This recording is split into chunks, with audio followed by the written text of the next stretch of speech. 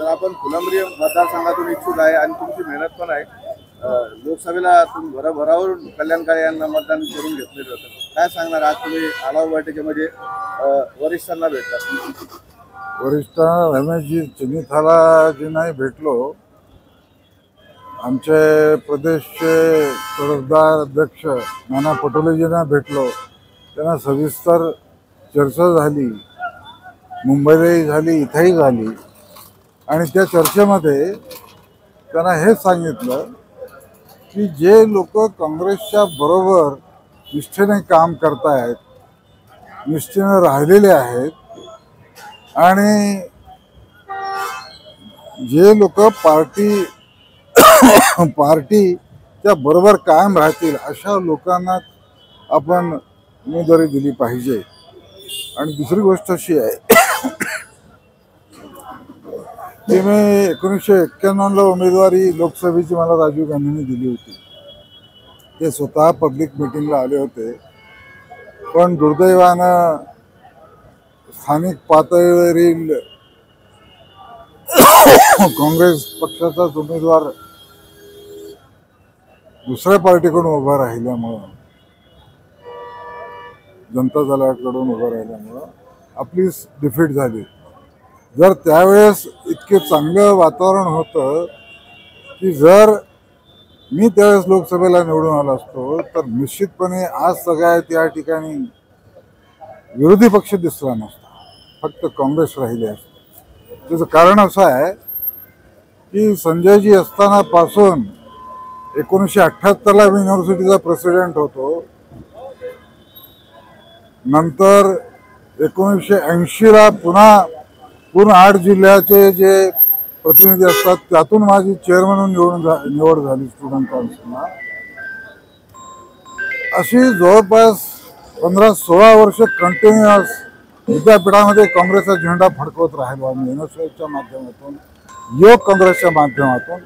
मी जिल्हा युवक काँग्रेसचा अध्यक्ष होतो. त्यानंतर मी प्रदेश युवक काँग्रेसचा अनेक वर्ष जनरल सेक्रेटरी उपाध्यक्ष राहिलो. त्याच्यानंतर 91च्या नंतर 90च्या नंतर अनेक वर्ष मी महाराष्ट्र प्रदेश काँग्रेस कमिटीचा जनरल सेक्रेटरी राहिलो. आणि हे प्रदीर्घ माझा जो अनुभव आहे 30-40 वर्षाचा, तर त्यामध्ये प्रत्येक वेळेस राज्यसभा असो, MLC असो किंवा लोकसभा असो किंवा असेंब्ली असो, शेवटपर्यंत पॅनलमध्ये नाव राहायचं. पण शेवटच्या क्षणी मग पार्टीच्या दुसऱ्या कोणत्या तरी उमेदवाराला उमेदवारी मिळायची. परंतु मी कधीही नाउमेद झालो नाही किंवा पार्टीला कधी सोडलं नाही. तर पार्टीने जो उमेदवार दिला निष्ठेने त्याचं काम केलं. कारण माझ्या रक्तामध्येच काँग्रेस पक्ष लहानपणापासून रुजलेला आहे. काँग्रेस सेवा दलामध्ये मी 2री-3रीला असल्यापासून मी काँग्रेस सेवा दलाच्या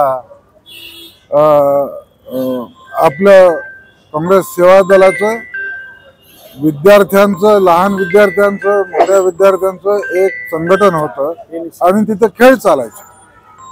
आणि त्यातून माझी काँग्रेसच्या मुशीमध्ये माझी जडणघडण झाली. त्यानंतर NSY मध्ये मराठवाड्याच्या विकासाच्या आंदोलनामध्ये प्रामुख्यानं मोठ्या भूमिका मी बजावल्या. आणि आता मी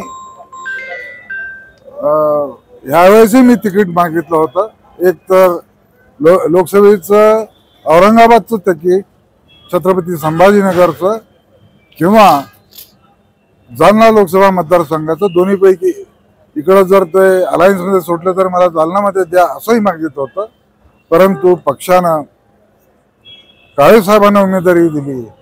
परंतु आम्ही रात्रंदिवस त्यांचा प्रचार केला, मेहनत घेतली आणि मोठ्या फरकानं ते त्यांना विजयी केलं. आता मी 106 फुलंब्री मतदारसंघातून मी माझी उमेदवारी मागत आहे. आणि पार्टीच्या सर्व नेत्यांना मी विनंती केली आहे. तर त्यांनी माझा विचार जर केला तर निश्चितपणे ही निवडणूक 200% मी जिंकेन आणि पार्टीची शक्ती वाढवेन, मराठवाड्याची त्या निमित्तानं शक्ती वाढेल आणि वर्षानुवर्षे काम केलेल्या माझ्यासारख्या निष्ठावंत कार्यकर्त्याचा हा निमित्तानं गौरव होईल अशी मला आशा वाटते. धन्यवाद. आपलं नाव?